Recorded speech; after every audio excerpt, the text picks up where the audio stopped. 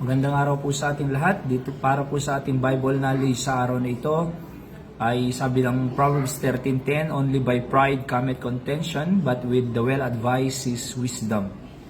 Again, another proverb ni Hari Solomon, "The wisest on earth ever live." At ini-encourage niya po tayo na talagang huwag mamuhay sa pagiging pride. Na mayroong pride sa puso't isip po natin.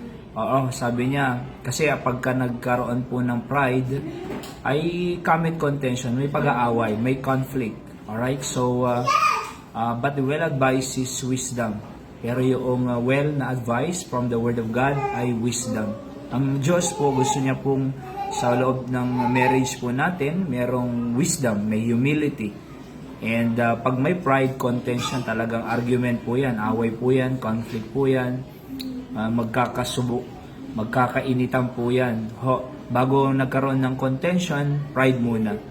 So, pero, without advice of the Word of God is wisdom. Kinakailangan po nating magpakumbaba at patuloy na sundin ang gusto ng Panginoon para sa atin to take care of our marriage and family relationship. Diba? Sapagkat ang Diyos ay gusto niya lagi ng reconciliation, hindi contention.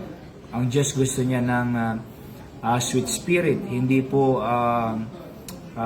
rough spirit, alright, sa loob ng ating tahanan. Gusto niya po, ang Diyos po gusto niya ng kaayusan, hindi kaguluhan, no?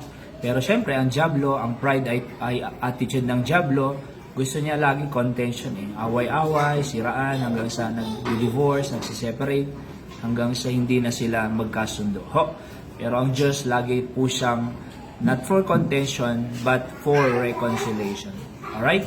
God is always for reconciliation, not in contention.